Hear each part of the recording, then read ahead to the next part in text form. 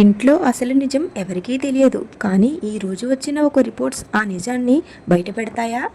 తనను కూతురుగా పరిచయం చేసిన సుందరికి పెళ్లి చేయాలని అందరూ అనుకుంటున్న సమయంలో మరొక వైపు అసలు కూతురైన హీరోయిన్ రాధ అదే ఇంట్లోనే ఉంటుంది.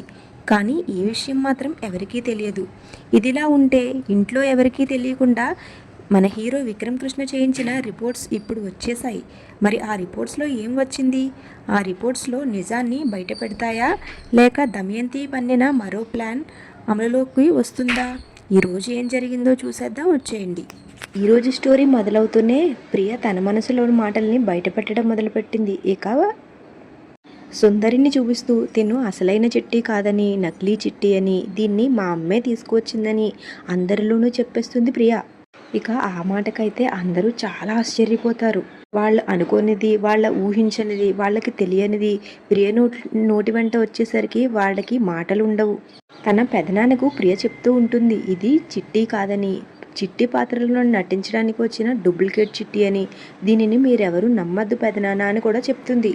నువ్వు చిన్నప్పటి నుంచి చిట్టి మీద పెంచుకున్న ప్రేమంతా ఈ దొంగ చిట్టికి చూపిస్తుంటే అది చాలా కామెడీగా తీసుకుంటుంది పెదనాన్న అని తన మనసులోని బాధను తన పెదనాన్నకు చెప్తుంది ప్రియ. ఇక్కడే సుందరి కూడా తన ఓవర్ యాక్షన్ అయితే మొదలు పెడుతుంది. ఎందుకు నాన్న నువ్వు అలా చూస్తున్నావు? తిను తాగి వాగితే తినమాటలే నిజమని నమ్ముతావా? నీ రక్తాన్ని అనుమానిస్తున్నావా నాన్న అని అడుగుతుంది. సుందరి తన 2 చేతులను జోడించి మరీ ప్రార్థిస్తుంది రామచంద్రయ్యను. దయచేసి మీరు నన్ను అలా చూడొద్దు, మీరు అలా చూస్తే నేను తట్టుకోలేను, నన్ను అనుమానించద్దు నాన్న అంటుంది. రామచంద్రయ్య పరిస్థితి మాత్రం చాలా ఘోరంగా ఉంటుందనే చెప్పాలి. ఒకవైపు తను చిన్నప్పటి నుంచి పెంచిన కూతురు తిను అబద్ధమని చెప్తుంటే, మరొక వైపు తిన కన్న కూతురు తిను నిజమని చెప్తుంది. కానీ రామచంద్రయ్యకు ఏది నమ్మాలో కూడా తెలియని పరిస్థితిలో ఉన్నారు. ఇక్కడే సుందరి తన మరింత పర్ఫార్మెన్స్ని బయటపెడుతుంది.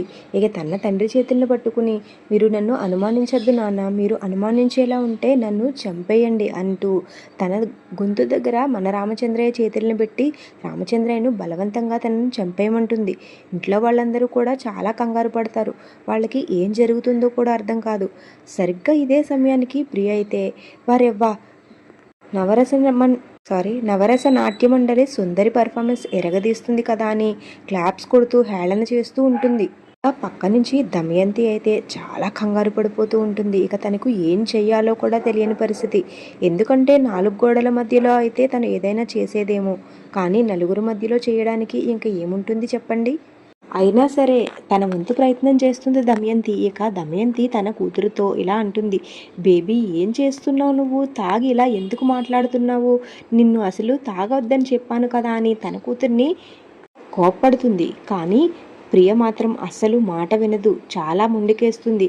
ఇక ఇంట్లో వాళ్ళందరికీ చెప్పేస్తుంది, మీరు ఇంకొక విషయం తెలుసుకోవాలి, ఈ సుందరిని ఈ నాట్య మండలిని ఇక్కడికి తీసుకువచ్చింది మా అమ్మనే అని పెద్ద బాంబే పేల్చేస్తుంది.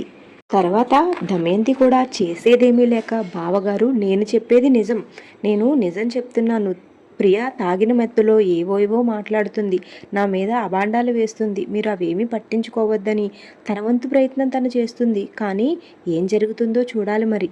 ఈ ఉత్కంఠమైన పరిస్థితి ఇలా కొనసాగుతూనే ఉంది. ఇక వీళ్ల మాటల సంఘర్షణ మధ్య రామచంద్రయ్యకు చాలా కోపం వచ్చేస్తుంది. తర్వాత రామచంద్రయ్య గట్టిగా అరుస్తాడు, ఏంటి విక్రమ్ ఇక్కడ ఏం జరుగుతుంది? ప్రియా ఒకటి చెప్తుంది, చిట్టి మరొకటి చెప్తుంది, వీరిద్దరికీ సంబంధం లేకుండా దమయంతి మరొకటి చెప్తుంది. అసలు ఏంటి నిజం అనేది నేను ఇప్పుడే తెలుసుకోవాలి, అసలు ఇక్కడ ఏం జరుగుతుందిరా అని గట్టిగా అరిచేస్తాడు. తర్వాత ఇక విక్రమ్ కృష్ణ చేసిన పని కూడా విక్రమ్ కృష్ణ చెప్తాడు, నాకు కూడా అనుమానం వచ్చింది తిను నిజమైన చిట్టి కాదేమోనని, అందుకే నేను మీ ఇద్దరి బ్లడ్ శాంపిల్స్ తీసుకుని DNA టెస్ట్ చేయించుతున్నాను మామయ్య. ఇంకాస్త సేపట్లో ఆ DNA రిపోర్ట్స్ వస్తాయి, అవి వచ్చిన తర్వాత ఇవి అసలైన చిట్టియో లేకపోతే దొంగ చిట్టి అన్న విషయం బయటపడుతుంది అని చెప్తుంది. మన విక్రమ్ కృష్ణ చెప్పిన మాటలకు ప్రియ అయితే చాలా మెచ్చుకుంటుంది విక్రమ్ కృష్ణని. సభాష్ బావా, నువ్వు చాలా చక్కగా చేశావు, ఇప్పుడు నువ్వు పోలీస్ ఆఫీసర్వి అనిపించుకున్నావు అని తన బావని చాలా పొగుడుతుంది. ఇక ఇంతలో ఆ రిపోర్ట్స్ కూడా వచ్చేస్తాయి. ఆగండి ఇక్కడే చిన్న విషయం చెప్పబోతున్నాను. రిపోర్ట్స్ తెరిచే కంటే ముందు మీతో ఒక శుభవార్త పంచుకోవాలనుకుంటున్నాను. ఈ శ్రావణ మాసంలో నా సీరియల్ చూస్తూ నన్ను ఆదరిస్తున్న నా సబ్స్క్రైబర్స్కి నేను కొన్ని గివ్అవేస్ అయితే ఇవ్వాలనుకుంటున్నాను. 4 శుక్రవారాల్లో నేను ప్రతి శుక్రవారము కూడా మీ ఇంటికి చీర పంపించుదాం అనుకుంటున్నాను. దానికి మీరు గివ్అవేలో పార్టిసిపేట్ చేయవలసి ఉంటుంది. దానికి ఏదో చేయక్కర్లేదులేండి. కేవలం చిన్నగా మన ఛానల్ని సబ్స్క్రైబ్ చేసుకుని మన వీడియోస్కి లైక్ చేసి ఇక నేను అడిగే సులువైన ప్రశ్నకి మీరు సమాధానం చెప్పవలసి ఉంటుంది అంతే. అలా చేస్తే నేను చూపించబోయే చీర మీ సొంతం అవుతుంది. ఇన్ని రోజులు మీరు చూపించిన ప్రేమకు ఆదరణకు నేను ఇలా మీ రుణం తీర్చుకోవాలి అని అనుకుంటున్నాను. కాబట్టి మన ఛానల్ని సబ్స్క్రైబ్ చేసుకుని ఆన్లో ఉంచుకోండి. ఇక చీర గెలుచుకునే అవకాశం పొందండి శ్రావణ మాసంలో. ఇక DNA రిపోర్ట్స్లో ఏమొచ్చిందో చూసేద్దాం వచ్చేయండి. ఇక ఆ రిపోర్ట్స్లో అయితే పాజిటివ్ అనే వస్తుంది. మనం ముందుగా చెప్పుకున్నట్టే దమయంతి అయితే తన చేతివాటాన్ని చూపించిందనే చెప్పాలి. నేను అనుకుంటున్నట్టు ఇంట్లో అందరి బ్లడ్ శాంపిల్స్ తీసుకున్నారు కాబట్టి రాధవి ఇంకా ఈ సుందరి బ్లడ్ దమయంతి మార్చి ఉండవచ్చు. అందుకనే ఇలా వచ్చి ఉండవచ్చు అనుకుంటున్నాను. మీరేమనుకుంటున్నారో కమెంట్ చేయండి. ఇంకా ఆ పాజిటివ్ రిపోర్ట్స్ చూసిన విక్రమ్ కృష్ణ అయితే చాలా ఆశ్చర్యపోతాడు. తర్వాత ఆ రిపోర్ట్స్ రామచంద్రయ్య కూడా తీసుకుని చూసి ఇక ఆ చిట్టి నా కూతురేనని నా కన్న కూతురేనని చాలా ఆనందపడిపోతూ ఉంటాడు. తర్వాత ప్రియా కూడా గట్టిగా అరుస్తూ ఉంటుంది, నేను దీన్ని ఒప్పుకోను అని. ఇక తర్వాత అను అయితే ప్రియాని లోపలికి తీసుకువెళ్ళిపోతుంది. ఇక ఈ ఒక సీన్కే చాలా లాగ్ అయింది. ఇక ముందుంది అసలు సీన్. అస్సలు మిస్ అవ్వద్దు. ఇంకా కొంచెం లాగ్ అయినా సరే పూర్తిగా చూసేయండి. తర్వాత సుందరి వెళ్ళి దమయంతిని అడుగుతుంది, అసలు అలా ఎలా జరిగింది? నేను నిజంగానే చిట్టినా? చిన్నప్పుడు తప్పిపోయి మా అమ్మా నాన్నలకు దొరికానా? నేను నిజమైన చిట్టినా అని అడుగుతుంది. దానికి దమయంతి, నీకంత సీన్ లేదు, అది నేను చేసిన మాయాజాలం అని చెప్తుంది. ఇక ఏం చేసిందన్నది వివరంగా చెప్పదు, ఎందుకంటే తనకు తెలిసిపోతుంది కాబట్టి. వీళ్ళిద్దరి మధ్యలో అయితే కాస్త సంభాషణ జరుగుతుంది. ఇప్పటికే వీడియో లాగ్ అయింది కాబట్టి నేను సింపుల్గా చెప్పేశాను. తర్వాత సుందరి కూడా జాగ్రత్త పడుతుంది. అమ్మో, ఈ మాయల మరాఠీ దగ్గర చాలా జాగ్రత్తగా ఉండాలి. నన్ను చిట్టిగా మార్చింది, రేపు ఏ పిల్లిగానో బల్లిగానో మార్చేయగలదు, ఈవిడతో చాలా జాగ్రత్తగా ఉండాలి అనుకుంటుంది. ఇక ఇక్కడే డైనింగ్ టేబుల్ దగ్గర ఒక సీన్ అయితే రన్ అవుతూ ఉంటుంది. ఆ సీన్ అయితే అస్సలు మిస్ అవ్వకండి. ఈవినింగ్ సీరియల్ చూసేయండి. నేను చెప్తే దానికంటే చూస్తేనే మీరు మరింత ఎంజాయ్ చేయగలుగుతారు. ఆ సీన్ నేను చెప్తాను ఏం జరిగిందో. ఇక వీళ్ళందరూ టిఫిన్స్కి కూర్చుంటారు. నెక్స్ట్ డే మార్నింగ్ రాధకి ఇక్కడే ఒక ఐడియా వస్తుంది, మన చిట్టికి పెళ్లి చేయాలని. ఇక అనుకున్నదే తరువాయిగా తన అత్తమామలకు మాట్లాడుతుంది. ఇక తన అత్తమామలు కూడా రాధకి పెళ్లి చేయాలనే విషయాన్ని ముందుకు తీసుకువస్తారు. కానీ రామచంద్రయ్య మాత్రం దానికి ఒప్పుకోడు. నా కూతురు ఇప్పుడే నా దగ్గరికి వచ్చింది, నేను అప్పుడే తినని పంపించాలని అనుకోవట్లేదని చెప్తాడు. దానికి మన హీరోయిన్ రాధ అయితే మరొకసారి ఇంకొక వ్యూహంతో ముందుకు వస్తుంది.